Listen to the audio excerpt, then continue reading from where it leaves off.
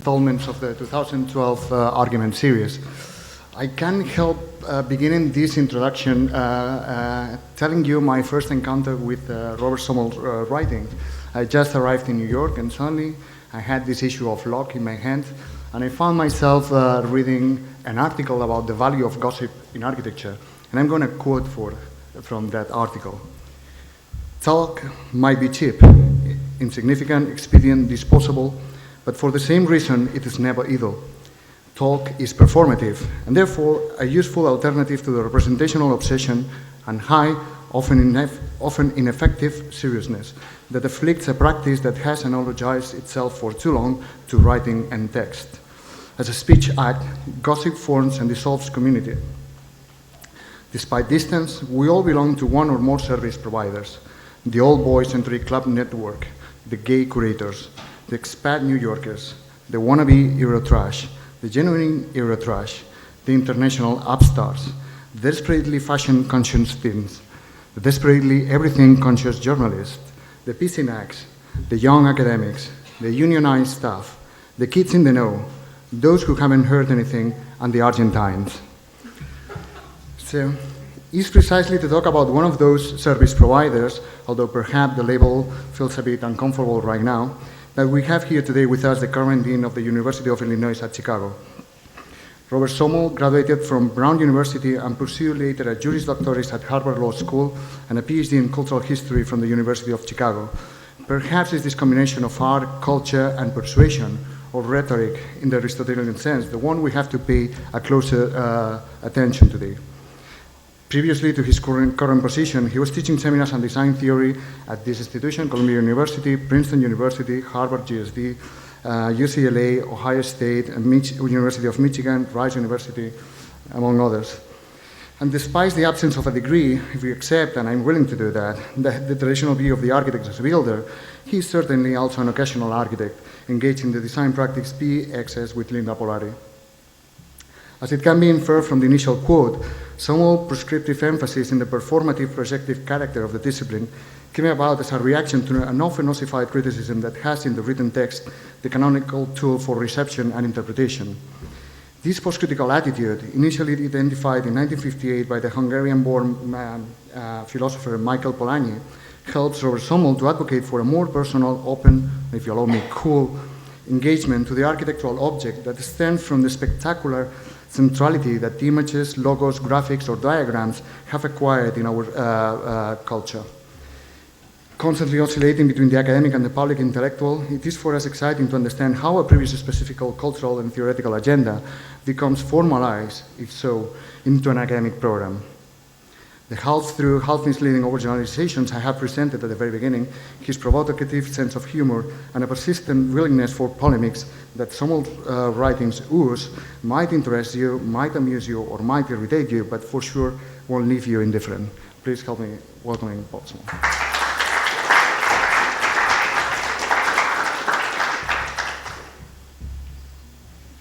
Thank you. Sorry. Avert your eyes.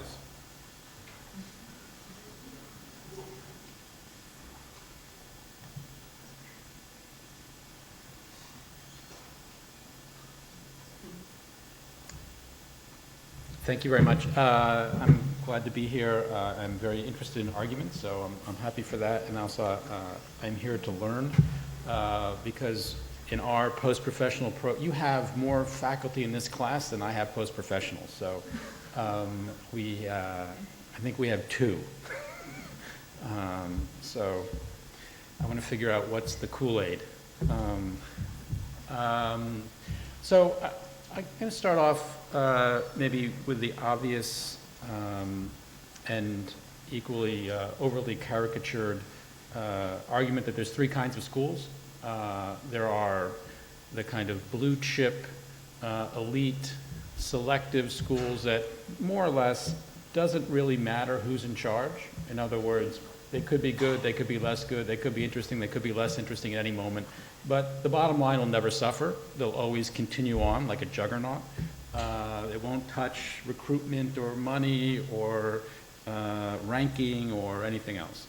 The second kind of school is maybe the vast majority of them, which are in a certain sense, really service-oriented in the sense of providing the profession with future architects.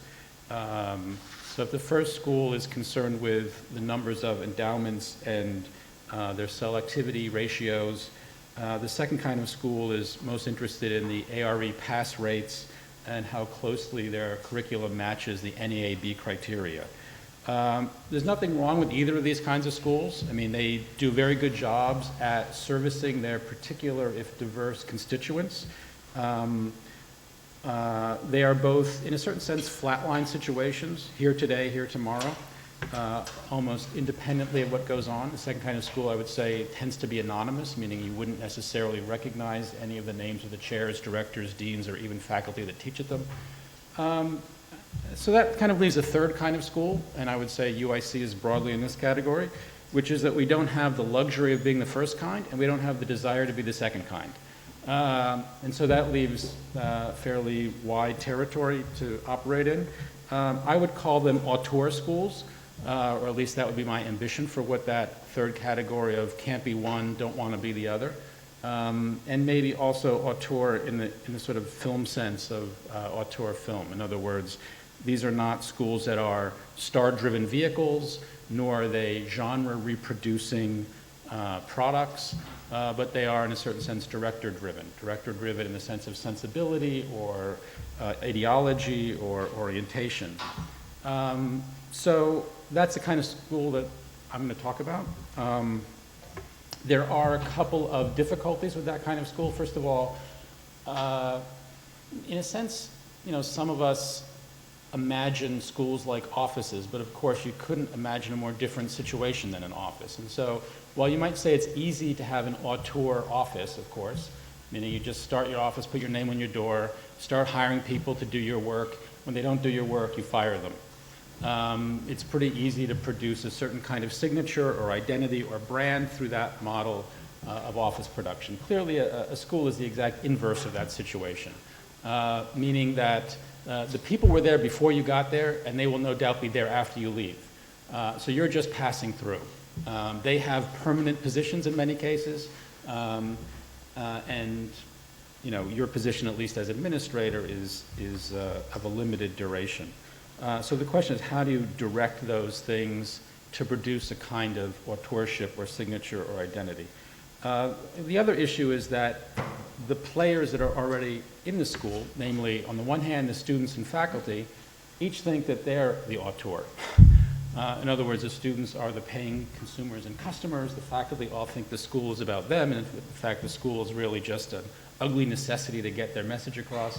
And so on the other side, you've got the vast bureaucracy of the university and accrediting agencies and local offices that expect you to deliver a particular product. So on the one side is all 600 people you're dealing with who each think the world revolves around them, and then the other side, a kind of institutionalized model of a kind of predictable product that's wanted at various bureaucratic levels. So this is just a situation of trying to think about how this institutional form works and how one can possibly make arguments given very, let's say, compromised material to begin with.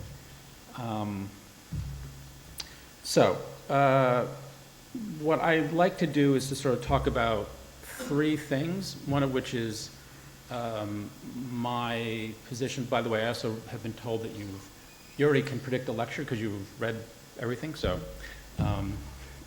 I will accelerate this under the guise that you can fill in the dots yourself. But I think that one thing is I want to talk about is where my position individually was at before taking over in 2007 at the school. The second is sort of the found situation, the found context of UIC and Chicago. And then the third is more the disciplinary history of architecture schools or education in general. So I think those are the three vectors. You come in with a project, you find a situation, and there's also the disciplinary legacy of schools. So the idea is that I will do that in 8 minutes each to keep to our 30-minute schedule. I know that I have more than 8 minutes on each of those things, so I will tend to speed up and really condense it. And if there's desires to unpack some of those things, we can do that in the discussion as time and interest allow. So forgive the sped up version. I guess before those 3 points, though, I wanted to start with a kind of prologue or preamble, just to sort of set the table. Last November, I was invited to this ACSA Administrators Conference. This is something that you have to, you never think about hanging out with administrators, because who the hell would want to do that? But when you become one, all of a sudden that's your world. So I went last November to this administrators conference in LA, largely because it was in LA. But it was called Old School, New School, and I was invited in August, and this was the invitation. The panel is called Pedagogical Manifestos, and we would ask you to give a brief summation of what you think architects need to know.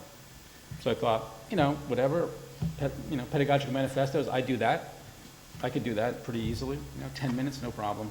Not so interested in what architects need to know. That sort of sounds like learning outcomes and the kind of bureaucratic speak you start to internalize when you become an administrator. But, I could cut that part out. In October, I got the confirmation. The panel is called, not Pedagogical Manifestos, in fact, but Challenges and/or Opportunities, and we ask you to present how architecture schools should respond to the challenges posed by changes, such as globalization, the environment, emerging technology, social and economic equity, to mention a few, from outside the field. This was a classic version of bait and switch. I agreed to one thing, and it sort of turned into a totally other panel. This happens all the time, but such is the nature of these things. And I guess I was first struck by, of course, the laundry list, the parenthetical laundry list of 4 things: globalization, environment, emerging technology, social and economic equity, as if they were new issues in the field, which clearly they hadn't been. I mean, for 20 plus years, they'd really been the source of many thesis projects, and that you really couldn't find an organization or a reward system, a career system, a grant system that didn't support all of these things. In other words, they weren't outside the field, they had been already turned inside the field. They, in a certain sense, were the field. And so, without jumping the gun, to me what these collectively represented was the thematization of architecture. And I guess the first point I want to make is that I am, part of a school that is trying to fight the idea of a thematization in architecture. And I would say, in some sense, that is distinct from a focus on what I would call the discipline, and maybe we'll get to that later on. I realized that I was invited theoretically to this because I was new school, meaning that I was not very long in administration, but that I realized after seeing this request that I was really deeply old school. And so for me, this is old school, meaning the world in which you could change the world, or more precisely, make any world with 3 colors and 1 shape. Now, new school, I thought, was this. More precisely, Harry Potter school. And you realize also that the new school is precisely the instantiation of themes. This is what happens when you have the thematization of architecture. In other words, you have environment, you have Legos with green roofs, and some fire source down here. You have emergent technology everywhere. In other words, this is what I call the BIMification of Legos, where you precondition design through the individual over-designed part. Social equity and diversity, very big in the new school. All tied together, you could say, by globalization, which is to say the marketing everywhere of regional variety, or the theme. And so, in a sense, my Legos analogy, what it was meant to be old school versus new school, old school being cool or low definition but high participation, the new school being hot, meaning high defined parts, but low participation because there's so few things you can actually do with those parts except make what's already prescripted as the thing to make. This is why I see it as a kind of instantiation of BIM. An artificial politics, clearly plastic, whereas the new school, let's say, dissimulates a kind of naturalism. Again, the kind of wimpy color palette of material similitude. Again, read Revit. And lastly, a kind of intensivity, meaning one part that has to do a lot of jobs versus a kit of parts, whereas there is a series of distinct parts or organs that can only do one job. So for me, it was a kind of allegory or prologue for the particular problem of architectural education and architecture today, and in fact the call, which I think was orchestrated under a certain kind of political correctness, and I suppose that in that sense to me political correctness is one of the sources for thematization in architecture today.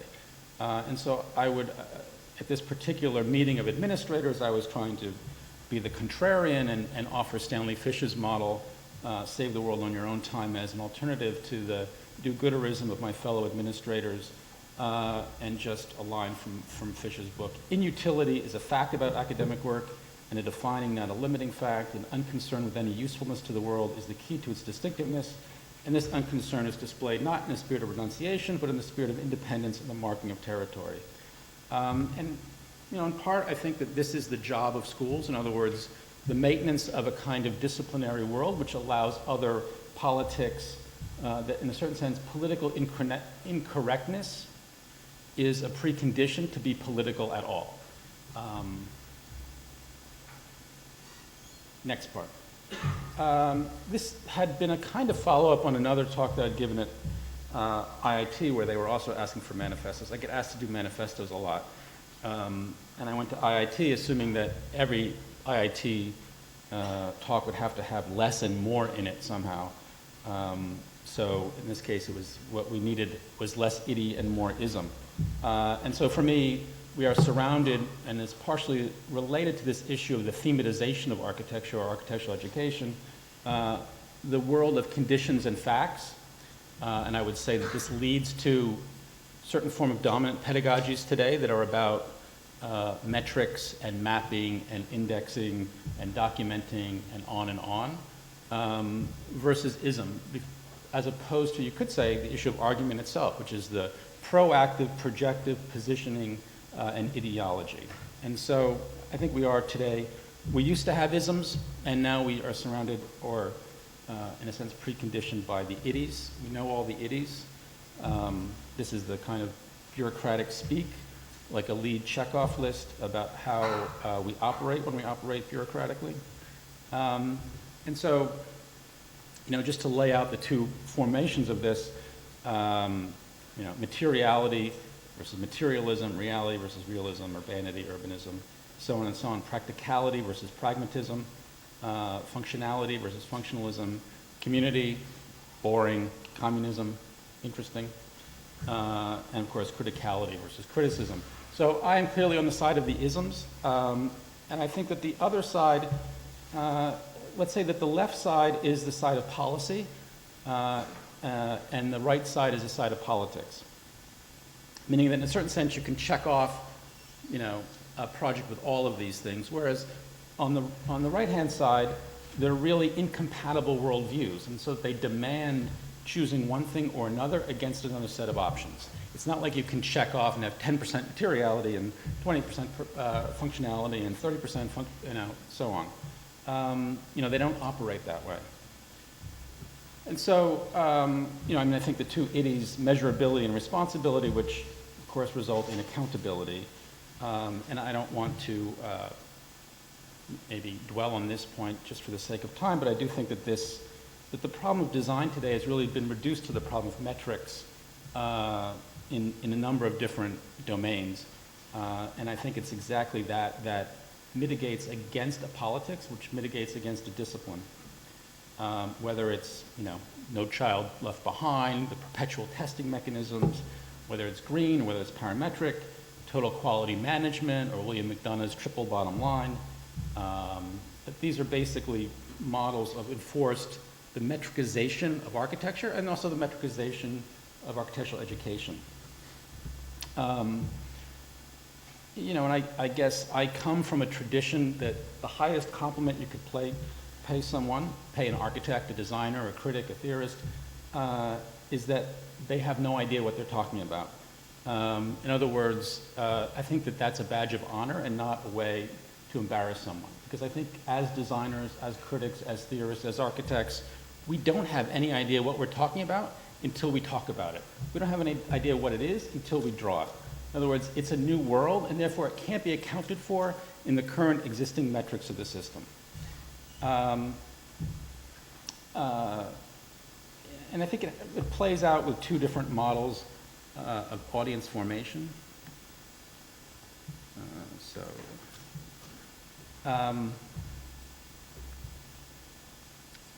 In the sense that architecture as a mechanism for how you produce audiences or a kind of world-making activity is how do we make audiences? And I would say that this is an image about how you reconfirm a particular world or how you pledge allegiance to your existing constituency. We all know this from the 2007 race when Obama didn't wear his lapel flag pin, and it was a huge controversy showing that he wasn't patriotic. And of course, he then did wear his lapel flag pin to show that he was patriotic. So the whole idea that somehow this is a kind of forced speech, or again, a kind of bureaucratic speech-making. And although it's possible to laugh at this model of political representation, that it's both formal and political in the sense as a model of representation, we in architecture also have accessories like this. And it's usually when lead AP follows your name, that's our flag lapel pin. So again, I think in both cases, it's what I call a fashion of politics. And I guess as the alternative model, I put forward Alexander McQueen as a politics of fashion, which is that it's a different way to think about your relationship to politics. In other words, the first model, the flag model, you're representing a constituency. In other words, the flag represents a pre-existing group that you represent a priori, as opposed to the formation of an audience that you gather around unlikely objects of desire. So, I love this McQueen line. I think it's dangerous to play it safe because you will just get lost in the midst of cashmere twin sets. People don't want to see clothes, they want to see something that fuels the imagination. So in a certain sense, the alternative to me being the fashion of politics or the necessity for the flag pin, the necessity for the lead AP, how you confirm an existing constituency, an a priori reality versus the politics of fashion, the Alexander McQueen model, where it's about fueling the imagination or soliciting an audience via objects of desire. So there are fellow travelers in this project, if you will. I think it's certainly not the dominant trend of architectural schools or architectural professional organizations today. And I think it needs to be constantly repeated in a certain sense because there is a slippery slope for the agencies and constituents that surround us. So in my laundry list, I guess, of references, which I won't go into, but which are here for future discussion, Dave Hickey, in his discussion of frivolity and unction, essentially declaring that art is not inherently good, and I would say substitute architecture for art. In other words, it's a frivolous endeavor, and that in fact we should celebrate its frivolity. One time back in the day before 9/11, Rem Koolhaas's version of lightness and urbanism, again, a pretext for frivolity, dare to be utterly uncritical, et cetera, the question of lightness that both Hickey, in other words, the lightening up, freeing us from the burden of hypocrisy, he says, in terms of art. And maybe the third source for this, I would say, is Paul Feyerabend. Knowledge is not a gradual approach to truth. It is rather an ever-increasing ocean of mutually incompatible alternatives. Nothing is ever settled. The task of the scientist is to make the weaker case the stronger, as the sophist said. And this is a philosopher of science now. I used to have a bias against science, but after reading this, I'm like, not bad. We need a set of alternative assumptions, or as it were, an entire alternative world. We need a dream world in order to discover the real world we think we inhabit, and which may actually be just another dream world. We must invent a new conceptual system that suspends or clashes with the most carefully established observational results and introduces perceptions that cannot form part of the existing perceptual world. This step is, again, counter-inductive. And for me, that's the job of education, is to produce forms of counterintuition. So I said there's a mission for our school. It's basically how do we produce models of counterintuition? That's our contribution to world-making activities, to rub against the grain of the cliches and platitudes that are enforced on you by various agencies of your support. And so, you know, when I see this, and of course it's all supposed to tug at our heartstrings because this is where the title comes from, you know, we are supposed to feel bad when we see this image. In other words, if everyone consumed like North Americans, we would need more than 4 Earths in order to survive. But I think, you know, the point is, how do you read this grain, this image against the grain? In other words, what's a counterintuitive reading of this image as opposed to the moralistic one that we all immediately know what its ideology is? That you have to realize that as a designer, whoever did this image, and it's been used many times, is you have to say, wow, that's pretty cool, 4 Earths. You know, that's something to have an ambition about. And this is the way in which I do think that our job as designers is to make worlds. And that's why I say 4.5 Earths is not enough. In other words, it's not about the sustainability model, but it's how do we almost hijack an ecological project against the grain. And in a certain sense, look at cities as world-making activities. So Chicago's answer to the 4 Earth problem, of course, is the inaccessible green roof, which we all know very well, the kind of what I call vertical cul-de-sacs of nature. This is the flag pin, the lapel flag pin writ large on the top of buildings. But I am interested in the other green Chicago, this one, which is what I would call graphic urbanism, when every St. Patrick's Day they dye the river green. So the issue of how you produce a sort of new form of collective life around that sort of image as opposed to the inaccessible do-gooder postage stamp on top of buildings, how do you generate another kind of artificial ecology of green? This is my green Chicago. I think it's, you know, that non-naturalist or non-essentialist politics of the environment, you can see it in another member of our faculty's work, Sean Lally, and I think Sean's work is actually at the Architecture League because he was one of the winners of the Young Architects Prize, so it's downtown somewhere, and also Jimenez Lai is also another of the 5 winners, who I think is also complicit in this work. Let me switch gears a little bit. I know that you were given this. I actually haven't looked back at this in a while, so you can refresh my memory in the discussion. Clearly, you know, when LOG came out in 2005, it was a way that Sarah and I simply wanted to extend the joint project we did for the Doppler effect a few years earlier. And I think both of us were taken by surprise about the reception of that essay and what it came to stand in for and how we became spokespeople, I suppose, along with Stan Allen and Michael Speaks and some others of what Sarah and I called the projective, but which critics of that called the post-critical. I don't want to rehearse that argument, though I think that that underlies probably the intellectual formation that started to set up what I was interested in doing with the school. And I don't know if you had a chance to look at Cynthia's introduction, but it was a really, you know, beating the heel on top of the table, producing Log 5. I found myself not only at odds with, but also strongly opposed to the position of Ari Somol and Sarah Whiting, guest editors, to publish this issue as they presented it as the most difficult decision I've had to make as an editor for 20 years.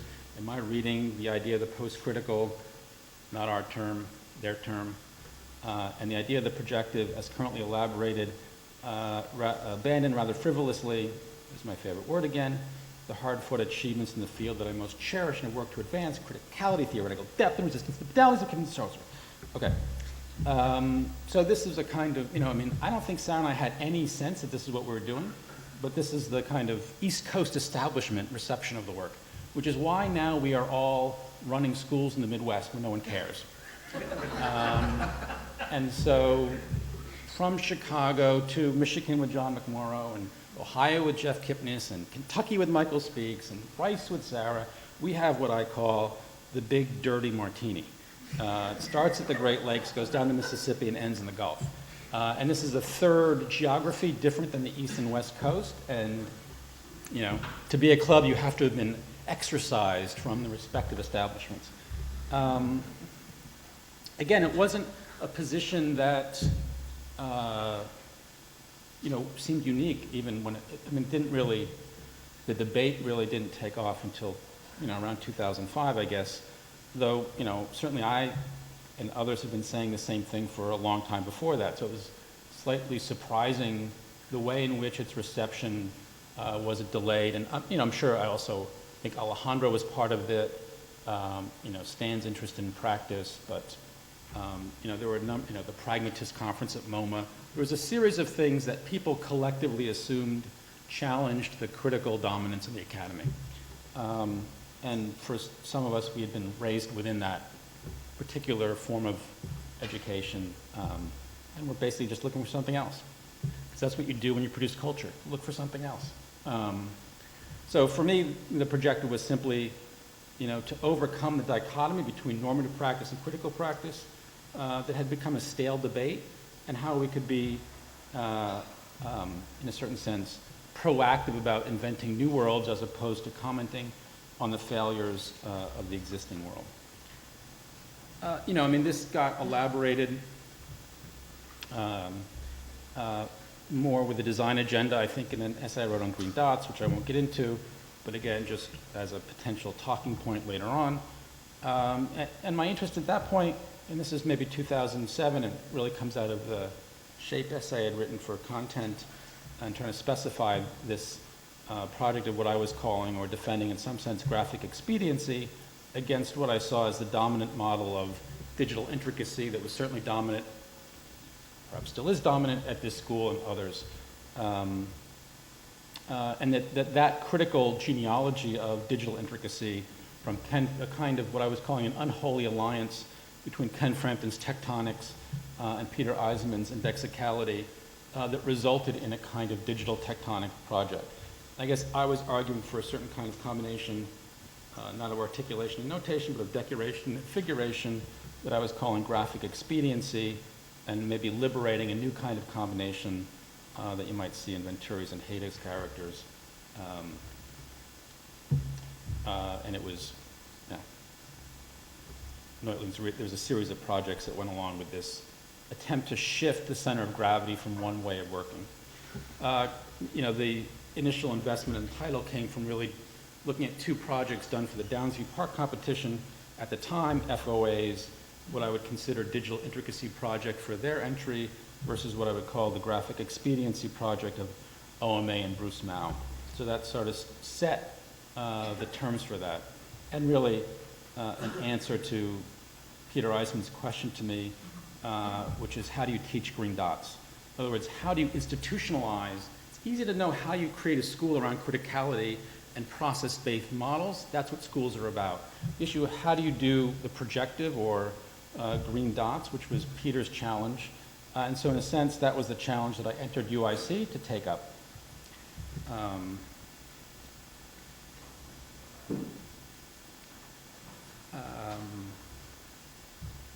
So a slightly different way of taking that is that if there are three vectors for how architecture gets discussed: science, what's true; politics, what's good; art, or in my case fiction, what's the beautiful, or the Vitruvian model of that, firmness, commodity, and delight, that there was a combination of science and fiction, you might say, that was digital forms, a combination that you might say was politics and science, or sustainable communities.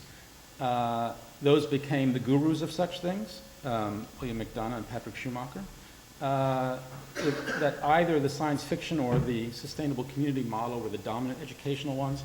And so there was one left, which was politics and fiction, or what I'm calling plastic politics, or poly-fi, which to me was about plastic collectives, not digital forms or sustainable communities. So that each one has a kind of genre, whether it's the parametric blob, the green roof, or for me, the graphic cartoon.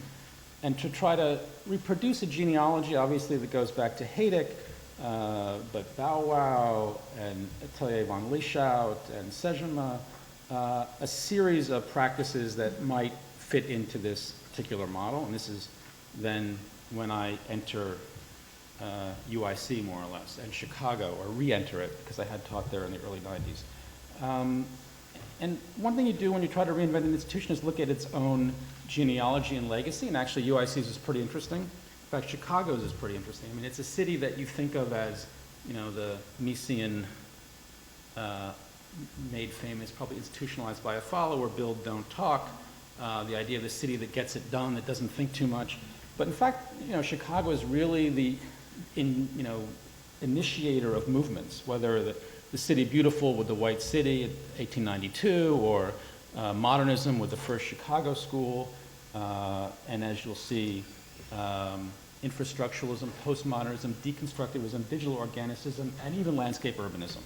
And I will show you these particular moments, but just to say that Alvin Boyarsky, who would go on to become the famed AA chairman right after leaving UIC, was a dean and faculty member in the late 60s at UIC. And it's there that he wrote this essay on Chicago that is really his talk at the AA that got him the job as chairman, and that so inspired Rem Koolhaas, who was at the time a student in the audience. The other, let's say, moment, you could say, of soon after the MArch program was begun in '78, the school was run first by Tom Beebe and then maybe more famously by Stanley Tigerman. So for 13 years or so was run by the two proponents of the Chicago Seven, meaning Chicago's mid-'70s version of postmodernism. In other words, Chicago not only introduces the City Beautiful and modernism, it also undoes that by introducing, arguably at the very beginning, postmodernism. And clearly Stanley's photo collage of sinking IIT off Lake Michigan was one of those provocateur gestures, really against the kind of corporate Miesianism of Chicago, not, I would say, against Mies per se.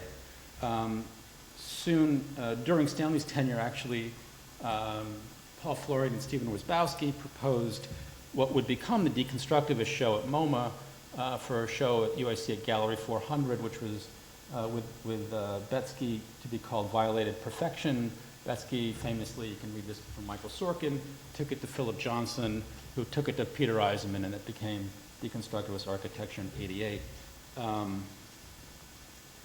Also, when Greg was teaching, when we were teaching at UIC under Stanley, it was when, among other projects, Greg threaded Sears Tower, but also, you could say, the digital blob project before the paperless studio. I hate to trump Columbia, but Greg first taught at UIC and was doing the blob studio there, I have to say. But we didn't have fancy equipment, so they were all just like sectioning potatoes. And I mean, I think the idea that you develop an architectural project before you actually have the technical capabilities of delivering that project. And so the animation project really begins before Greg then subsequently comes in '92 to teach at Columbia under Bernard. Of course, as we've been reminded many times by Charles Waldheim, he invented the phrase landscape urbanism at UIC in 1996. Copyright, trademark, Charles Waldheim. So the idea that Chicago was a kind of proliferator of movements and isms was an interesting legacy to uncover at a moment when the city seemed so beholden to the metrics of the iddies. So, part 3. This is the situation I inherited when I arrived in the fall of 2007. So this was the makeup of the faculty. So I am there since I was teaching there, arrived there then, but tenure, clinical, adjunct staff. So this will be 5 years ago this coming fall, so not quite 5 years ago. As of last fall, this was the makeup. So basically orange obviously represents people who were hired within the previous 3 years of that. So what it suggests is that, and clearly you can get the sense that, clinical and adjunct and staff are a lot of orange, and of course tenure and tenure track are less orange. It's a slower process of change. but nonetheless not an insignificant one if you're part of a state in the middle of a financial meltdown in a bureaucratic, tenure-driven institution. So the fact that 2/3 of the faculty and staff were new within 3 years basically meant it was a different place. In other words, how do you make a new world, a new context? You know, so despite what I was saying about offices, this is a fairly dramatic shift within schools. You don't get 2/3 turnover in 3 years anywhere. But also what it meant about a kind of generational shift in the school and a kind of clubhouse model. You know, but going back to this issue of the graphic urbanism, hitting Chicago, another genealogy that I thought was interesting to liberate was maybe both the late modern and postmodern 60s, 70s architecture of Chicago that maybe already had some of that, the qualities that I was interested in, whether it was Bertrand Goldberg or Stanley Tigerman. And I think that the addition of people more recently to the faculty like Sam Jacob and Paul Anderson, Sam from FAT, Paul from Indie Architecture in Denver, in a certain sense has been an explicit attempt to recruit professors in practice that you could say was a kind of neo-late modern and postmodern, along with Andrew Zago, who's also a clinical faculty. So we hired 3 clinical professors, Sam, Paul, and Andy, in the last year.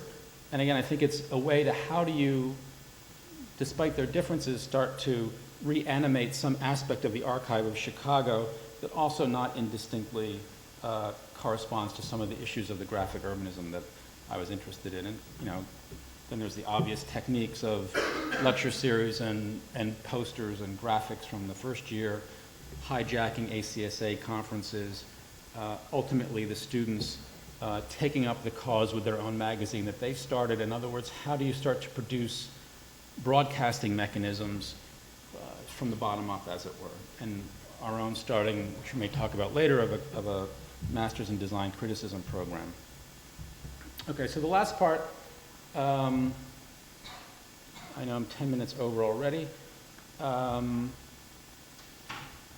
was the legacy of schools, and this is also a highly partisan account, but I have a theory that between 16 to 18-year leaps, there are paradigmatic shifts in architecture and architectural education. So my fantasy list goes something like Bauhaus circa 1919, GSD, IIT circa 1938, meaning the diaspora of the Bauhaus to the United States. 54 circa UT Austin with Hersley, Rowe, Haydick, and Slutsky, only for a few years. The next moment, 18 years later, the AA in London with Boyarsky, Schumi, Koolhaas, Angelis, and Evans. And then 20 years later at Columbia under Schumi, again with Stan, Jesse, Greg, Hani, and others. So in a certain sense, each movement, I think our school also is a kind of comment and rejection of the previous one. I mean, these schools, in a certain sense, become lightning rods, in my view, for particular models of education and practice, and that they do change in these generational ways, and they tend to be a response and reaction formation against the previous one. So it seemed obvious that we were due for another one. So I think it's important to set up the genealogy and then write yourself in. This is, I learned this from Star Trek.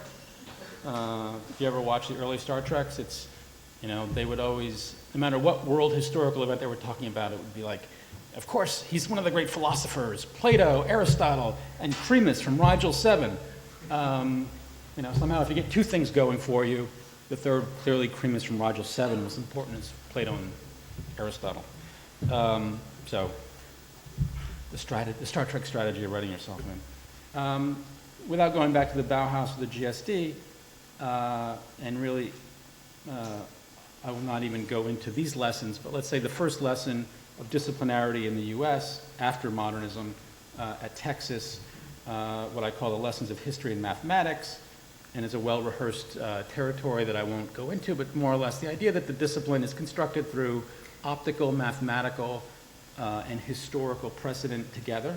It produces the 9-square problem, a problem that then migrates to Cooper Union, to the ETH, where Bernard encounters it as a student in the mid-60s. a series of architectural projects that complement this, in a certain sense, extend and undo that same problem.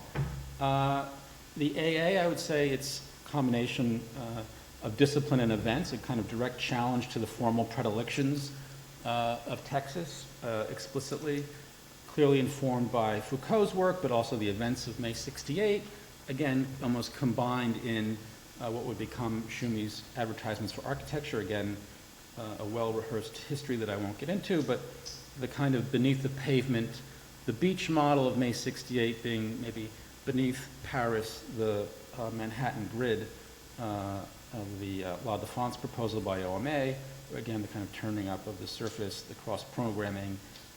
Finally, next generation, animate form as the Columbia model. Again, its legacy today, we know, SCI-Arc, UCLA, Pratt, Penn, AA, YAC, etc. And in a certain sense, the genius of Columbia was how you take the event of the AA and the mathematics of Austin together. In other words, recombining the previous two models, or reading the form or geometry of Texas through the dynamics of London. I think its most condensed proponent, in a way, despite himself being a reluctant propagandist for this group, is Sanford Quinter, who just simply said, a form is an event. In other words, an immediate collapse of Texas and the AA, a form is an event. Done. Columbia. That's the project. And of course, we know the legacy of the projects that come out of that particular genealogy of the catastrophe curve and the invention of the fold, through a whole litany of projects, even urban projects in the case of the Conrad Waddington epigenetic surface diagrams that Sanford uses versus the sketches of Houston that Lars Larup does, with identical descriptions of both of those things. The problem for me about this model is its individualism, ultimately. Its address is you as an individual, that's really the model. The politics, you could say, of mass customization, of all of those prototypical wavy walls that respond to your movement, that react and index the world as it exists.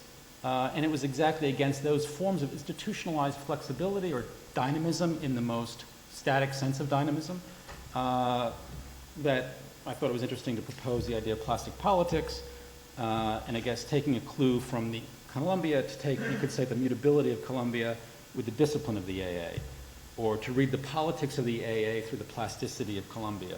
In other words, politicize the formalism of Columbia, or maybe formalize the politics of the AA. And I would say that this has mostly been undertaken by an interest in trying to displace the politics of the index with the politics of the Speech Act or gossip. And so it's a great compliment to the Argentines that they are great proponents of Speech Act theory. In other words, the index is about transforming the stuff of the world into signs. That's what emergence and self-organization is about. The Speech Act is about giving a linguistic assertion, a clear artifice, the status of another world. I won't go into that. And then finally, I think what you read, our 5-point manifesto for really looking at the work of the school in the last 3 years and trying to categorize it in terms of one of these 5 points.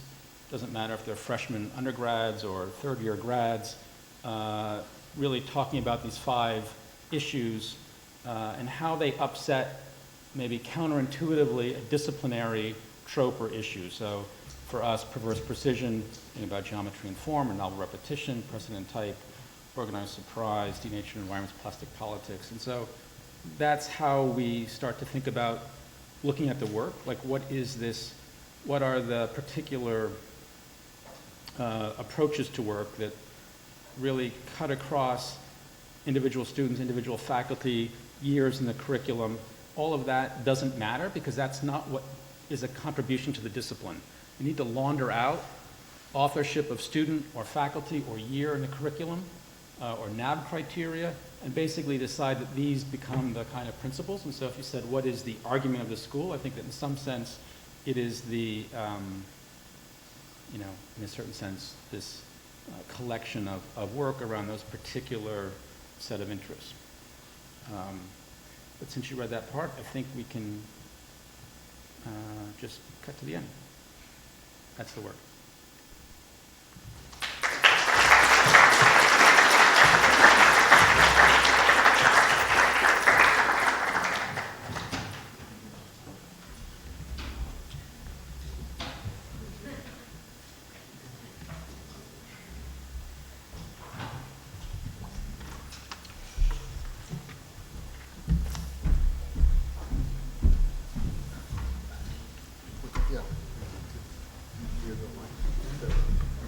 Do I have to be in the middle?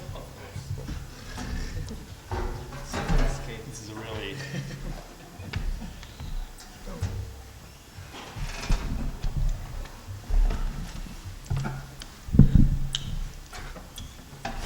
Well, thank you first of all for the lecture Thank you first of all for the lecture you just gave. I wanted to ask you if you could expand a bit more on something that I know you have distributed among the students, the PDF that you just distributed among the students. There are two categories that you place before you begin to launch those 5 points, the plastic politics, geometry and representation, which are issues of technique and theory. Mm-hmm. How is theory playing in the entire curriculum in your school? Or how do you understand that theory is informing the entire agenda of the curriculum? Yeah, good questions. I mean, I think that this is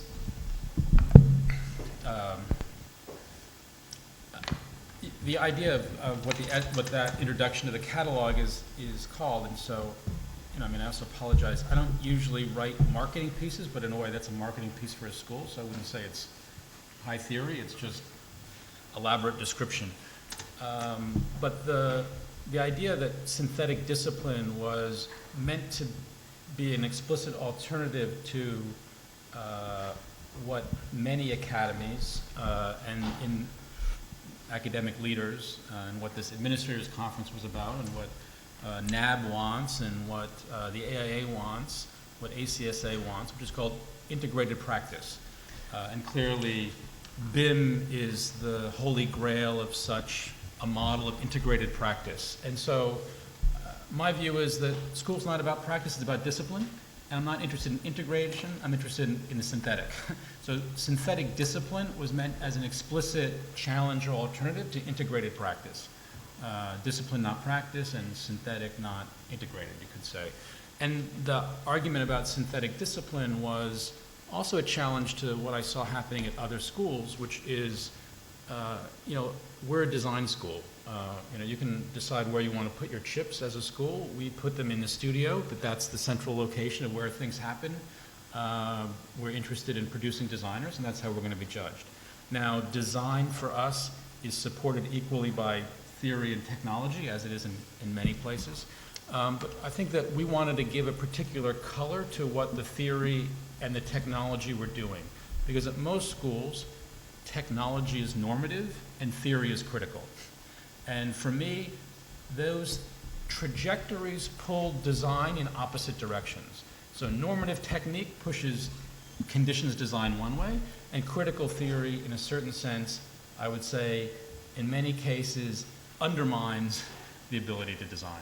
So the issue was, we wanted to do instrumental theory, meaning theory that was driven by a design agenda, and speculative technology, which meant technology that doesn't tie down design or architecture, but that actually pushes it to some other place. So, I wonder if that counts as part of the counterintuitive argument you were posing, because to talk about instrumental theory seems a contradiction in terms, right? I mean, theory as opposed to practice. And speculative technology for many would be an equal oxymoron. Yeah. I mean, and so the issue, you know, and that's why I like the quote that Banham steals from Drexler, which is, you know, whatever it is about technology being the way that, you know, something like how you realize, you know, that turns the dream into a fact. Oh, yeah. And so for me, that's a great definition of technology. I wish all of our technologists took that as the job. Like, yeah, we make the dream a fact. But equally then, to me, the job of theory was an interesting, corollary, which was how do you make the fact a dream? In other words, the job of theory is to show that things can be other than the way they are. The only way to do that is to be counterintuitive, because everything else, intuition, leads to confirming the way things are. It's just, in the sense of blink, a rapid cognition of what exists. Yeah, maybe following a little bit, as a great introduction to school, kind of always surprising with someone that has a position running an institution, presents himself some sort of enfant terrible, where basically all your first statements are about being counterintuitive, questioning, always never like kind of feeling in a kind of comfortable position, trying to produce uncomfortable positions, systematically trying to question stuff. So when I was going through all these statements, I went back to the list, the 5 points list that you mentioned, and the statement about discipline. It's always kind of surprising that after making a kind of big statement about how the goal of the institution is to question, one ends up having a kind of a list of absolutely disciplinary positions or themes, not themes basically, geometry, type, ecology, or you actually rename it, so opening up some of these super charged terms. But my question would be like, how you reconcile this idea of being of question, kind of normative conditions of the field, with the kind of, I would say, retreat in a way to disciplinary grounds. Yeah, I mean, this is probably a debate that I have with otherwise friends of mine, like, on the one hand, Michael Speaks, and on the other hand, Stanford Quinter, who have no use for the discipline. I happen to find myself running a school of architecture. I think there are very few people interested in the discipline. If you're running a school of architecture, you better be one of them. So that's just a matter of, I suppose, faith. That one decides to play this artificial game called architecture, and so you better know the rules of that artificial game, like chess or poker or whatever game you want to play. But the other is because, it's against this idea of thematization. I think that there are too many what I call single issue schools in the world. Like we're the social justice school, we're the sustainability school, we're the parametric school, we're the XYZ school, like we're the design build school. You're marketing a particular theme or an issue as if that is an education or a discipline, and is really just a temporal condition. And if your job is to prepare people for what they're going to face in 20 or 40 years, you can't teach single issues as if that's the content of your education. The content is a series of techniques, historical reservoirs, contemporary swerves that allow you to address any problem. I don't want you to go out and become a specialist in X, Y, or Z. I want you to have a set of tools that allow you to address any problem at any scale, and whichever ones we can't even imagine are going to happen 20 years from now. And to me, the best bet for that is, how do you mutate in a deviationist way the things that discipline gives you? So for me, it's the only way to imagine other worlds and not confirm this one, because it gives you an escape valve or another set of issues. You always, it seems to me, I don't know what David's talk on thesis was, but you always have to have we've given up on thesis, and I don't really believe in thesis, but that's a different issue. And I think you always have to, if you are doing thesis, you have to keep two sets of books. I mean, I think people make a mistake when they say, what's your thesis? Oh, it's a church on Long Island. That's not a thesis. That's a program in a site. Your thesis has to be some other question. And so, you're always, as an architect, I think, having to keep two sets of books. It has to do this one job, instrumentally for some people, and there's a secret project. And it's okay to have a secret project. That's what differentiates you. And that project has to be evaluated in some other set of terms, and the only ones I know are the discipline's terms. We're going to open the table to the public.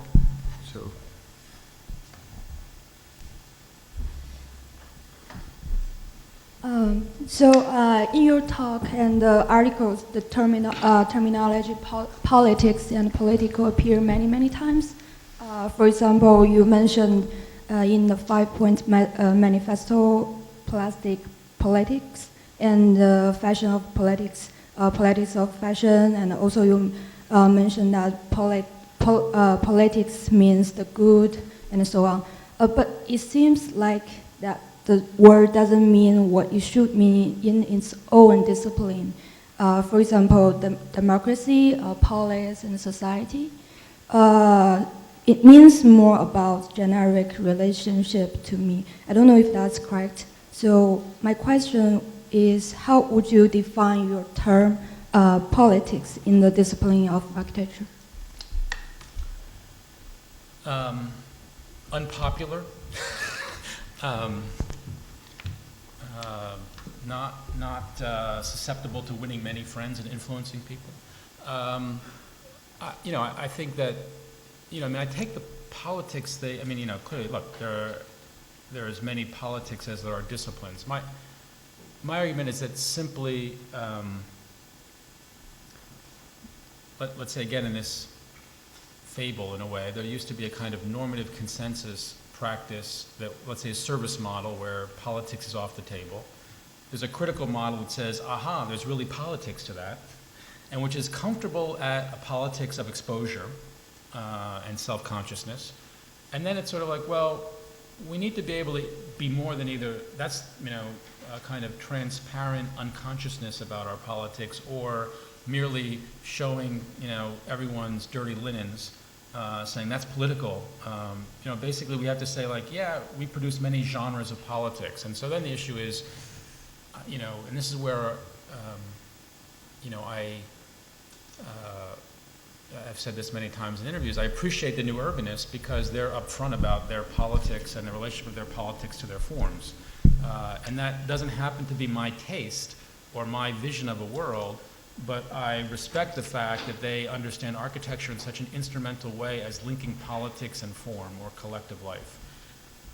Just not my way. And so I'm interested in a different way, and part of that politics certainly comes from my previous education in law school and working with Roberto Unger at Harvard, who basically has an idea of the plasticity of personality, meaning we can change, and the plasticity of politics, meaning our context can change. And so to almost have a forthright modernist politics, which means there are no eternal truths and verities, context smashing becomes the new norm for that form of politics.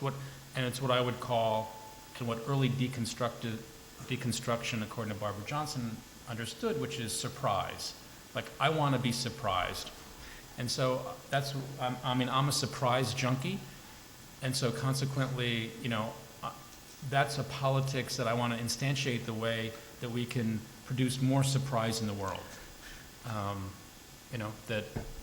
I guess if that's, maybe not, I guess your question is like, what is my current politics of architecture or design? I think that, in a way, it's making a place where people can think things that there's really no institutional support for people to think otherwise.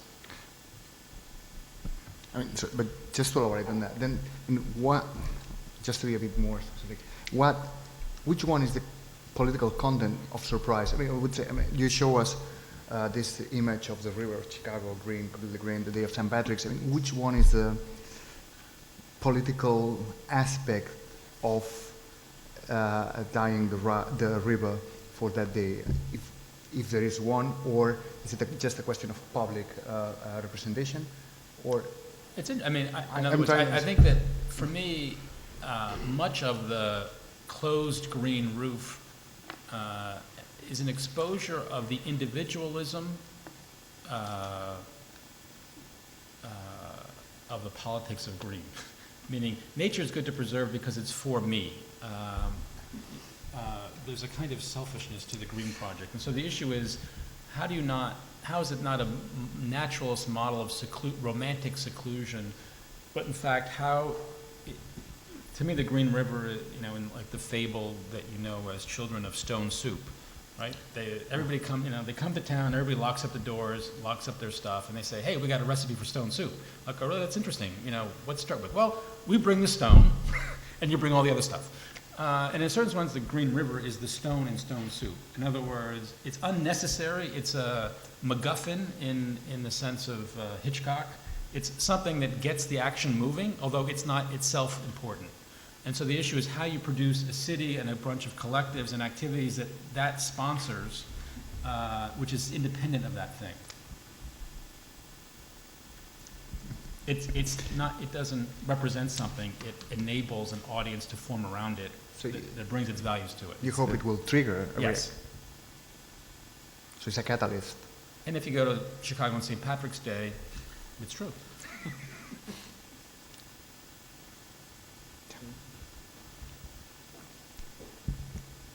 I liked the stone soup description of a sort of architecture that can sort of energize its context by like being something that's not necessarily necessary. But I guess the question is, when you're proposing that kind of architectural project as an educator, how do you then evaluate the work? Because like a central part of trying to be an educator to me seems like trying to develop rubrics by which you evaluate the work that is produced according to the philosophy you espouse. And it seems to me that if you're trying to create a pedagogical system that will allow people to propose novel architectures that are these unconventional objects of desire that move conceptions of what architecture can be or should be forward, then how do you try to keep pace with that in terms of evaluative rubrics? Yeah, I mean, it's a variation on the Peter question. Like, how do you teach green dots, or how do you know when they're good ones? You know, how do you know the next thing? You know, and I think that, I mean, maybe, I guess, being isolated in the Midwest, like Dave Hickey's desert, is that, you know, you do your crazy thing, and people who find that thing cool come and join you doing that thing. And the only proof of it, like the Alexander McQueen example, is that it will produce an audience around it that want more of that stuff. And if the only proof is in making that world, you can't have a set of a priori criteria, like, is it legible, does it do, you know, what's the recipe, or the recipe of reception, you know, I mean, you know, your question is one about rigor, which, in a certain way, which I think is important, but is also an overplayed term within the critical analytic academy. I mean, I think that, you know, architecture is too important to be serious about.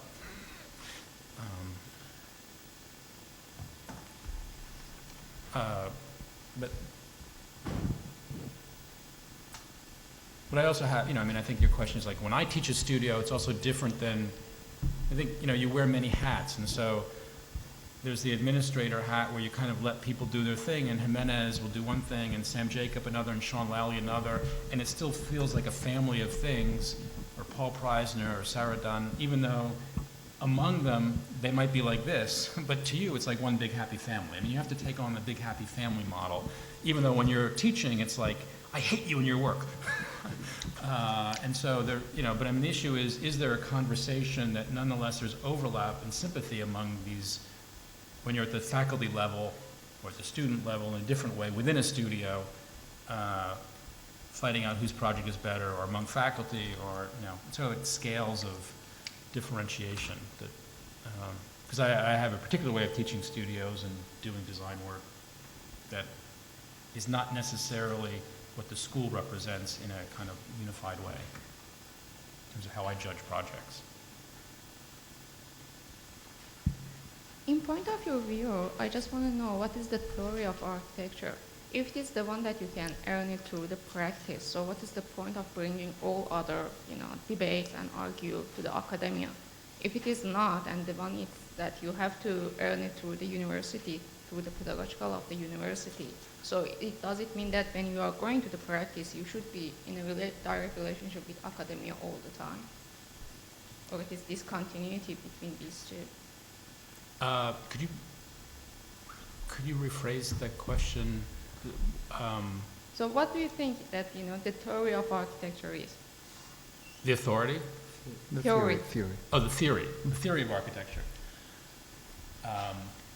you know, I don't think there's a meta theory of architecture. I think there are theories of architecture that those go with different politics and different worlds and different economic, social regimes of different times, broadly.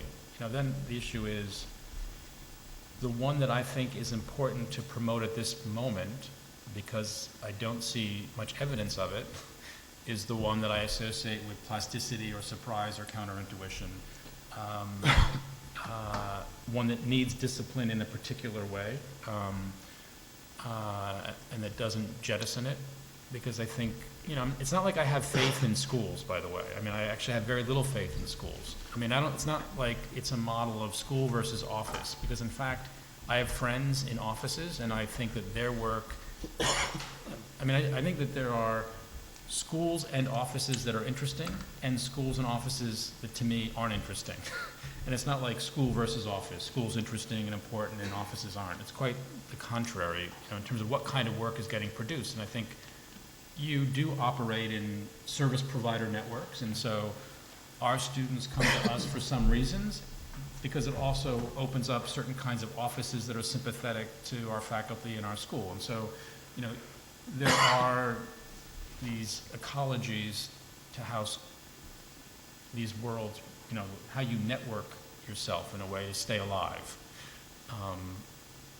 You know, and so part of making a school is to rewire those things, because they're typically hardwired one way. And, you know, when you're preparing people for X local corporate office, and really you want them at other offices, you know, that takes a while to get the message across and have people's expectations come in line in some sense. So, you know, it takes about 5 years, as it turns out. You know, so I mean, I don't have a meta theory of architecture. I have a definition, which is that to me, architecture is a world-making activity, and that means it's a highly cultural and artificial practice. It's why I don't believe the underlying naturalist politics of much digital work. You know, to me, there's a congruence between sustainability and digital parametric work, in that both have a faith in emergence and self-organization. I simply don't have that faith as a cultural practice. I don't think we should model ourselves after biological models and metaphors. I think we're an artifice, and an artifice means a discipline and a set of rules and conventions that we willingly choose to take on because it allows us to do certain things. And that, you know, why I would differentiate, you know, a whole much longer term discussion about architecture versus building. I think they have very little to do with one another. So if we accept that thing, I mean, say we accept that there is no, I mean, I think, I will completely agree with that. This actually is a construct. I think the following question will be actually, what is the content of that? You know, it's like, okay, yeah, disciplinary knowledge is not natural, it's constructed, it's an agreement upon a series of persons. Which is to say it's formal. It's formal, yeah. Therefore, what was, like the previous question was trying to get at is like, your definition of discipline is pretty normative. Like the 5 points that you outline as the decision and as the kind of, I will say actually the way one will evaluate the work of the school seems, at least from the list, traditional, in the way that actually doesn't complain with the claims of kind of transgression that you start your, that's what I was asking, how you can actually negotiate these two things. Because they become basically the traditional terms, and I'm saying that because I think it's an important clarification to be done. A lot of the discussion of the projective, critical, post-critical, whatever being called, seemed to me a discussion about what defines discipline, and a really precise discussion of, look, there's some people that claim that discipline is about this, and we claim that discipline is about something else. And then I would like to hear from you what is the content of this discipline that comes over and over, to be more specific of what are the points of this discipline. What is the agreement that your school is actually providing as a discipline that is different from, for example, the list of other 5 schools that we went through before? It's just like being aware of your limitations as a field. I mean, in other words, if architecture, broadly speaking, but including landscape and urban and I mean, a series of aligned activities, you know, is a, you know, if what we have control over is, you know, it's also, by the way, why I think Andrew Zygo's proposal in the foreclosed exhibit is very interesting, because of its high vector in both politics and form. And the fact that architecture's politics basically need to come from a denaturalization of the way in which other fields have naturalized those things. In other words, the way that territory is divided up geometrically in terms of plots and subdivisions, the way that corners are turned, the way that material, I mean, all of the things that are in architects' toolkit, other fields like law and banking and other fields naturalize those things. And so the danger is then architecture comes to a situation that says, we should learn from banking and law and, you know, ecology, and we're going to learn from those other fields. And the fact is, those fields are bad versions of your field. You know, the way to work is to work on your own protocols that have been internalized by those other fields as a way of changing things, not to just say, let's stop looking at architecture, let's look at how all these other people do things. Because in fact, they have very debased knowledge in terms of your knowledge area. And I think we're part of a profession and a discipline and an educational environment. And, you know, you have a special set of techniques and things that you operate on, and you damn well better know them backwards and forwards and know what people did before and why they didn't work, and why trying something different might work differently. Just like if you're a painter or a musician, you better know those things. So to me, it's like, that's, you know, don't pretend you're an interpretive dancer or a bad poet or a number of other things. It is kind of, to me, what critical architecture and thesis often devolves into, which is a rejection of discipline, quad discipline, because it must be bankrupt and conservative. And I think that's a really, you know, first of all, it's a self-flagellating attitude that I think only architects share. But it, you know, just seems to me to be impossible to be politically progressive or operational in any way. Sorry, you keep defining it in negative terms. It's not this. It's not this. It's not this. Could it be history? What you're talking about? Like the previous knowledge of the discipline that actually. I'm not, you know, because you haven't mentioned history at all in all the time, and it seems to be like the role of the president, or, you know. Yeah, but I mean, I think that was, you know, embedded in the second principle of, you know. That's what I understood.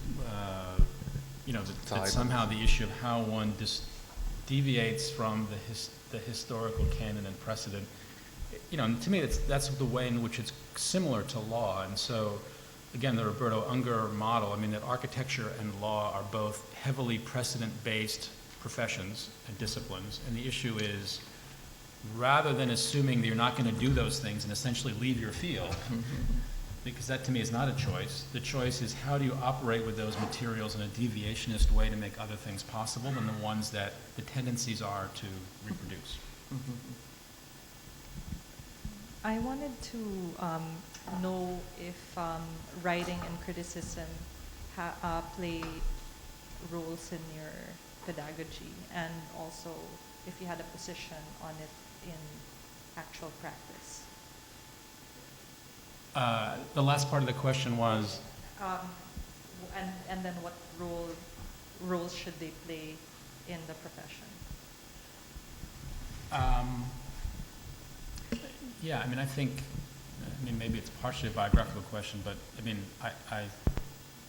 operating as a critic and also in collaboration as a designer and as a teacher. I used to say that there's this, I think it was Chris Rock line. So since I became administrator, I use this line. You know, I think it was Chris Rock. He said, like, you know, I used to have a drug problem and a smoking problem and a relationship problem and money problem. Then I tried crack, and now I have one problem. And I think it's the same thing. It's like, I used to have a teaching problem, a design problem, a criticism problem. Then I became an administrator, and now I just have one problem. So, I mean, I think that, you know, you get into this field, I think, and why I got into it is because you get to wear many hats at different times of the day, and, you know, to move somewhat luxuriously from designing to writing to teaching to, you know, that it's why I think the fullest definition of architecture is as a world-making activity is because, and you know, you need a fair number, and why I think it's a generalist practice at the end of the day is you need a fair number of rhetorical and technical and productive strategies to make a world. And so to me, the criticism aspect is important, and precisely against, you know, what we were talking about a little bit earlier, which was the institutionalization of critical theory, or what I call criticality, as a mode of rejection and institutionalized critique. So I think criticism in the Rayner-Banham sense is great, and what we're trying to produce in some sense with our criticism program. In other words, it's exactly not a baby PhD program. And so the issue is, I think, a certain kind of sclerotic PhD expertise and specialization on the one hand, even though I have a PhD, or a kind of specialization, a technical specialization on the other hand, has been the death of recent architecture. And so to me, the ability to wear multiple hats in the same person, you know, my historical interest is in the emergence of the architect critic. So particularly people who were both in the field doing stuff and outside the field writing about stuff. And that seemed to be a historical possibility at one moment. And I think since the 90s, even since the 80s, it was increasingly not such a possible role to fulfill anymore because of, there was a kind of amateurism at that point that I appreciate. And I think that we've led to a world of specialization. Part of it is about this metricization issue. But, you know, that the critics become codified by PhD programs with long-term projects, and the architects go into dark rooms and write code. And in a certain sense, the tradition of working between genres or media has been foreclosed, I think. And so to me, the criticism program is how do we get architects writing again, or writers designing? You know, I mean, I'm interested in that hybridity that allows. That I think is not so, you know, it's not the world that gave us the Venturis and Eisenmans and Kuhlheim. I mean, you know, there's a certain role that I think has disappeared because of the way in which we've institutionalized the fallout of the 70s. I don't know if that answers the question. The slogan of your school is, our school could be your life. Well, I guess this question came up over and over, but I'm trying to figure out how that life is interesting and how special it is if you're not trying to, if your attempt is to, the graduate of the school that can wear many hats. And or is that something that your attempt is, or is that something that the position toward this utopian architecture world that everybody are equal?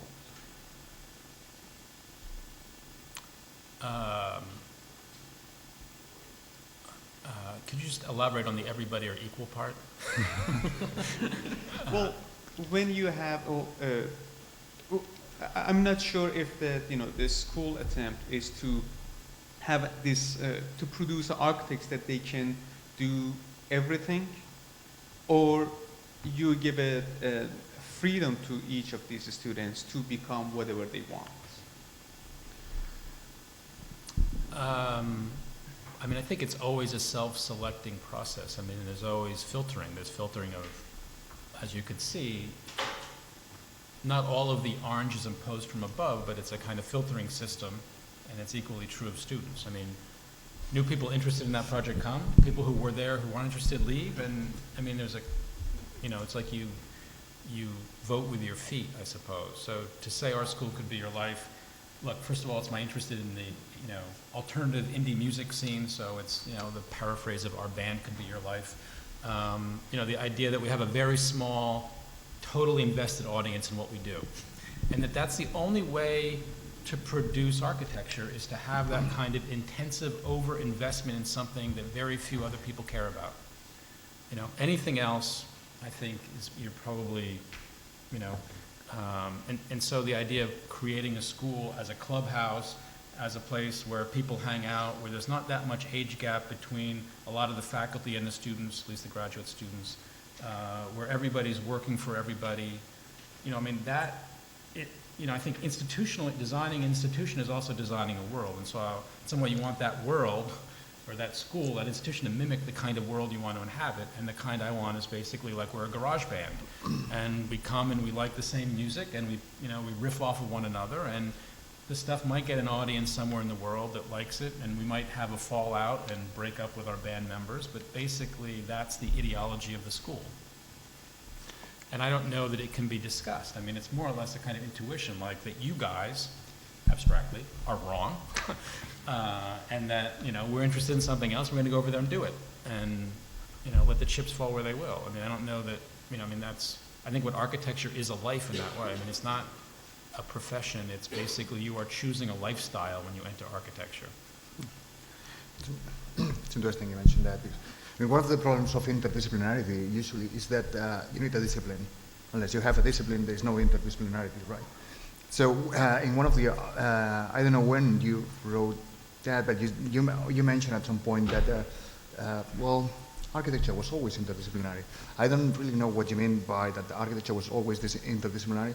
Sometimes, it's kind of confusing, but don't you think that all this emphasis in the construction of the discipline might lead to either an over-specialization, the creation of a figure that only fits in a certain aspects of the market, which is something that happens in all schools, or to the identification of the school with issues of style? And that relates to the interdisciplinary question. To what extent, bringing, and I'm talking about interdisciplinary right now at large, I mean, like bringing social science, bringing all the, right, to school will inform the entire curriculum in a much more... Again, this is like, I think as designers, writers, teachers, administrators, I think one is a cool hunter. And you're out trying to figure out what's the new thing, what's the cool thing, and let's explore that, because in fact it hasn't been explored yet. I honestly think that, my interest, as I've always said, is making what we used to know they called party tapes, and now they're called playlists. But basically orchestrating things and putting them together to produce something new. And I mean, my hostility to interdisciplinarity is because it's become a buzzword of universities now, and it's institutionalized. Certainly my background is that I'm a poster child of interdisciplinarity. Like, I have no proper pedigree in anything. And probably that's why I'm so rigorous about interdisciplinarity. I was born in the 80s, not born in the 80s, but came of age in the 80s, the age of T.J. Hooker, big shoulder pads, and interdisciplinarity. And so, we were all interested in everybody else's field, and that, but now it seems distasteful that 30 years later that's the mantra now of the academy, the institutionalized bureaucratic power base. And so, it's like, okay, I'm going somewhere else, thanks a lot. It was fun when we did it in the 80s. You guys are now using it as a marketing ploy and as a way to cut down really on the values of the university. And on top of which, I think the slavish following of the kind of research model, even though I said we've gotten rid of thesis in favor of what we call, not in a satisfactory way, but because it's out there as a term, the research studio, research seminar model instead. But I don't really believe in research, I believe in argument. I mean, that should be clear.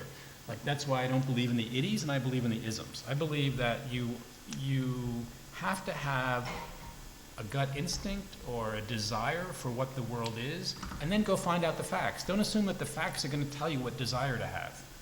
Have a desire and then find out how to produce the evidence for it. Don't assume that collecting evidence ad nauseum is going to motivate you anywhere, because you will just be on a slippery slope of more production of more graphics and datascapes and mappings and fatter books and more information and more noise.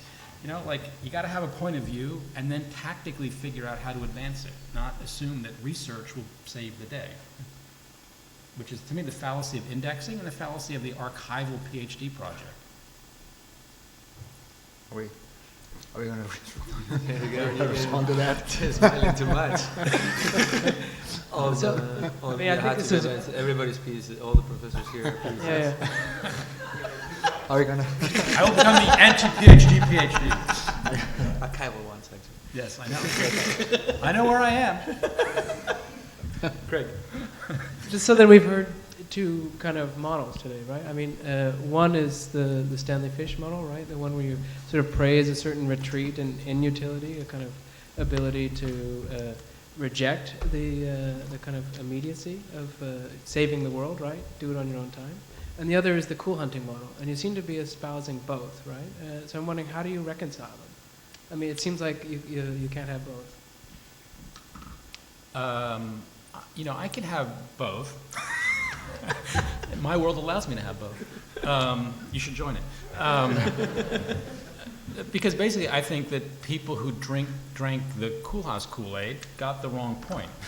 You know, and the fact that his project of artifice got misdirected as datascapes is not his fault. That's everybody else's fault. So to me, I see complete continuity between the project of frivolous counterintuition and the Koolhaasian project. I just don't see it in the legacy, a large legacy of Koolhaas's followers.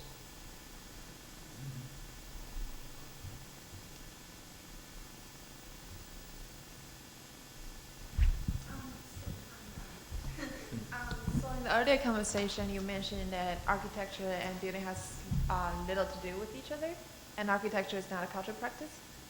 Can you? Is a cultural practice. Okay. Yeah. So can you explain further on that architecture and building has little to do with each other? I mean, I think, yeah.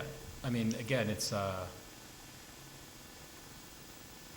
maybe overly stated claim, though, when you're dealing with certain groups, it becomes not useless to say that architecture and building aren't the same thing. I mean, I believe people should build things and write things and do everything else. But I guess my view is that there are media, like writing, like film, like painting, like building, and they're just media.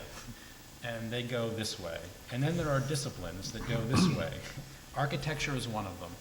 Architecture intersects writing, you know, filmmaking, building in some way, but not all of it is that. And so building is certainly a possible means to express architecture, but it's not the privileged one to me, or, you know, there's no equivalence between a medium and a discipline, I guess, or format in a discipline. And so, you know, I think too many people assume that architecture and building are isomorphic acts, and so everything in the sphere of building is architecture, and everything with the sphere of architecture is coterminous with building, and I think it's really important to delaminate the idea that building and architecture are identical. So, and that I think that architecture is set up around a set of, I mean, this is frankly, you know, a variation, also probably on Rosalind Krauss's idea of art.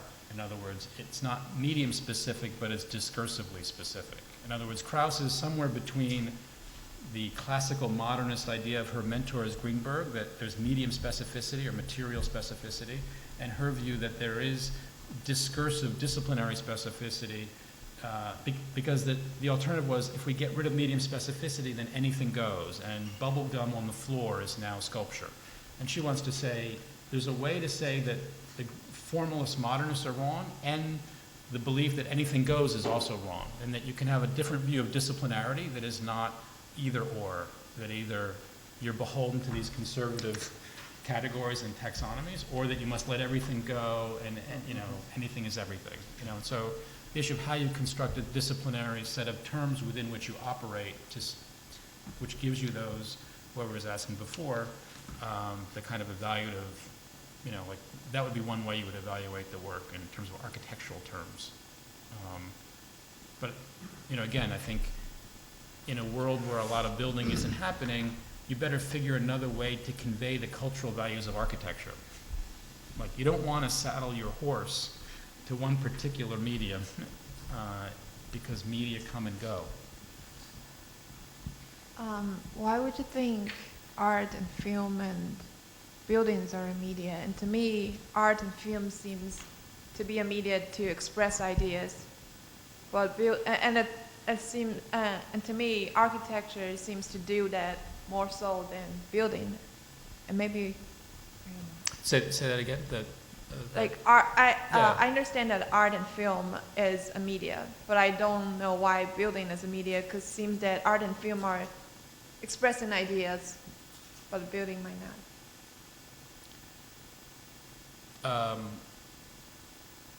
Let's say, putting color on canvas, painting, or using celluloid to have animate images, or building, piling bricks on top of one another.